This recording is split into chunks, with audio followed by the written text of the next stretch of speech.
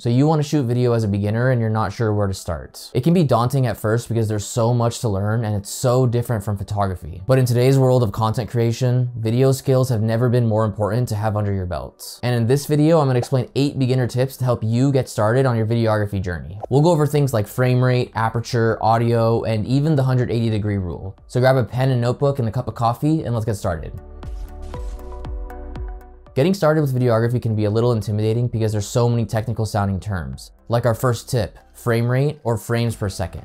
Even if you've heard of frame rate, it can be hard to be sure which choice is best for your videos. After all, there are multiple factors to consider when you're choosing a frame rate. For a better understanding of how frame rate works, you have to realize that videos are just a series of still images that, when viewed in order at a certain speed, gives the appearance of motion. And each of those still images are called a frame.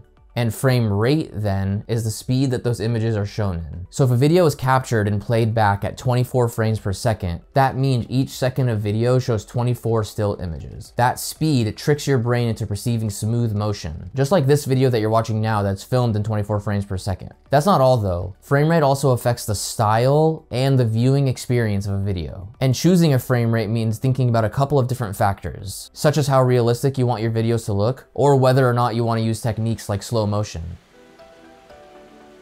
For example, Hollywood-style movies are usually displayed at 24 frames per second, since this frame rate is similar to how we see the world and creates a very cinematic look. Videos with lots of motion, like a football game or video game recordings, will often have higher frame rates because there's a lot happening at once. A higher frame rate keeps the motion smooth and the details crisp. Now this begs the question, how would you choose the best frame rate for your video?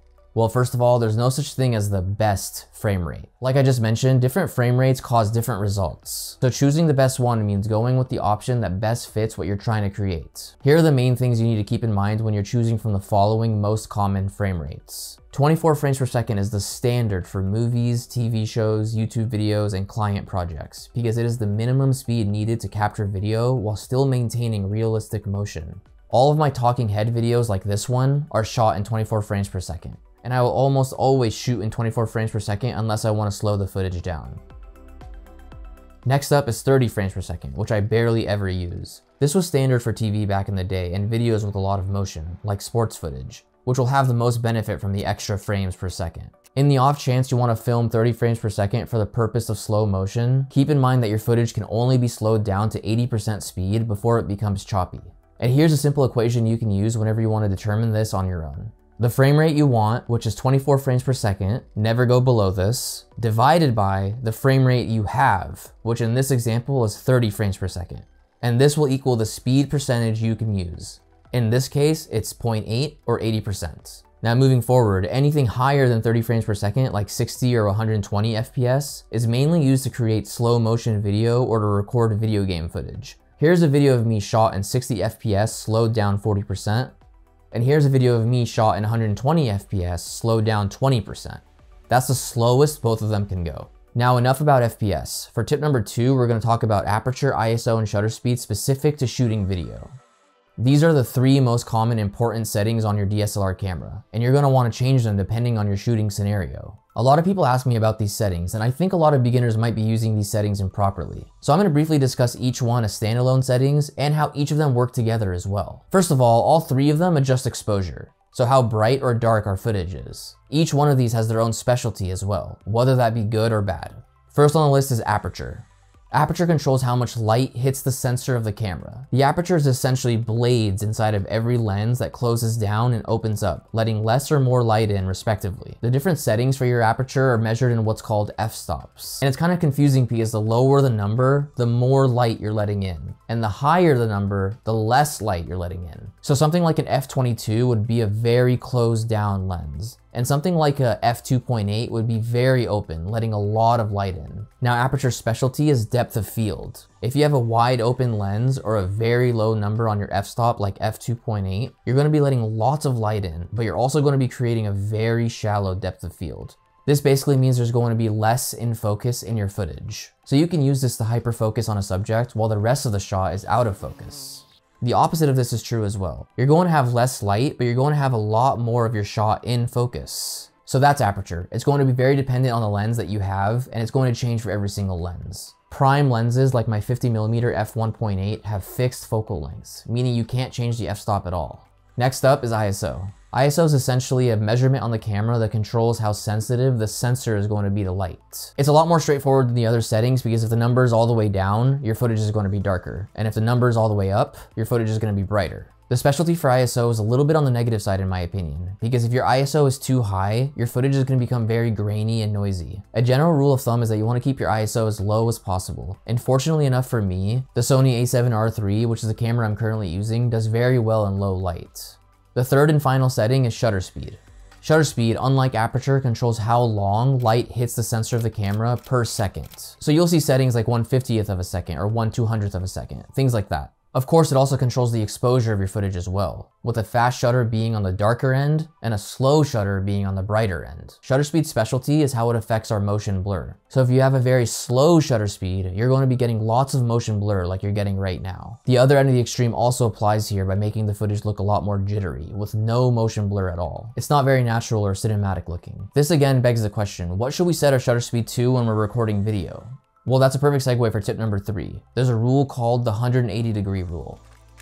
Now that we have a basic understanding of frame rate and shutter speed, this rule will actually start to make sense. Here's how it works. If you're wondering what your shutter speed should be when you're out shooting video, all you have to do is take your frame rate and then double it. And that's going to be the correct shutter speed. So for example, if you're shooting in 24 frames per second, the closest we can get to that is 1/50th of a second, since I've never used the camera that had 1/48th as a shutter option. Now, why is this the rule we have to follow? It's been established to give the most natural looking motion blur, and it's very cinematic looking. I'm currently filming at 24 FPS with a shutter speed of 1/50th. So you have a perfect example right here. Even though this is a rule, you can always break it to get different looks, like you saw earlier in the video. Now I can't move forward without explaining how all the settings we've discussed so far work together. And if we're in the real world trying to film something, what settings should we focus on? Here's the order that I believe works best. First, determine your frame rate before you begin shooting. Next, set your shutter speed for your desired look. The 180-degree rule is what I shoot 100% of the time. Third, set your aperture for your desired depth of field.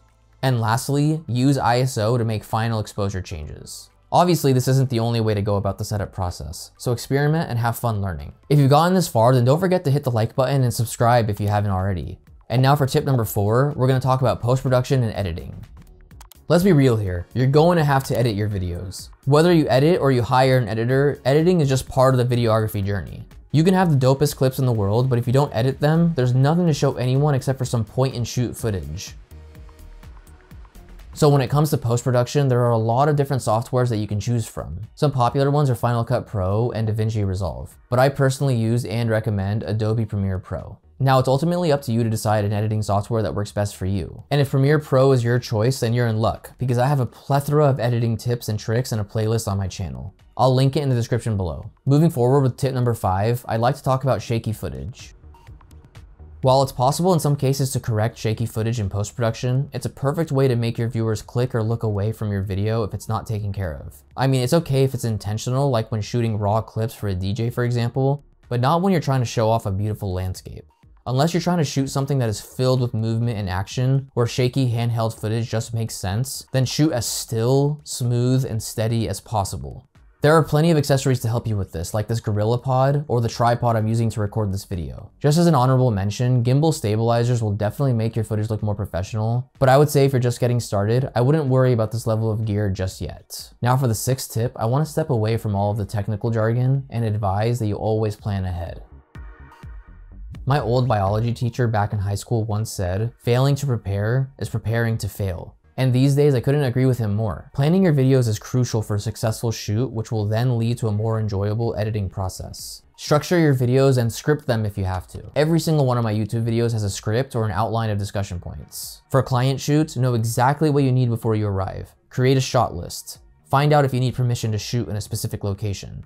Make life easier on yourself so you can put all your focus and energy into being creative and making the best video possible. Make sure your batteries are fully charged, your SD cards and laptop are backed up, and that there's no dust on your sensor. I know what it's like. Things get busy and overwhelming fast, and it's tempting to cut corners. And sometimes there's no consequence to this at all. But when there are consequences, it can become an incredibly stressful situation. Trust me on this. Planning ahead is key to avoiding a massive headache directly before or during a video shoot, or during the editing process when you realize you weren't following the 180-degree rule. Now, my 7th tip for this video is a quick one, but it needs to be mentioned, and it's getting started. If I remember correctly, the first time I started recording video was on my first camera I ever owned. I took it with me to the Vans Warped Tour over 10 years ago and would create these after movies in what I think was called iMovie. I promise you none of them turned out good. But the point is, you just have to get started and to use what you have. Just start shooting everything, start creating, and don't be intimidated by the process. And if that isn't enough to convince you, I have a video on how to stop waiting for the right time and a video on how to stop wasting time. I'll link them both in the description below. Congrats on making it to the end. The last tip is audio. 50% of a video is audio, so if you get this part wrong, you're going to be in a bit of trouble. And generally speaking, the built-in microphone on your camera just won't cut it. It's definitely worth investing in an external microphone. A shotgun mic will do a much better job to picking up the clear audio in your videos. I have a Rode Mic Pro Plus attached to my camera currently. And if you're recording interviews or YouTube videos, I recommend using a lavalier microphone like I'm using right now. Worst case scenario, you can always clean up your audio in post-production. And if Premiere Pro is your go-to choice for an editing software, I suggest continuing on to the video on the screen now to not only learn how to make voices sound better, but also how sound effects and music can be used to enhance your video projects. And with that said, thanks for watching, liking, and subscribing, guys. I really hope these tips help you get started on your videography journey.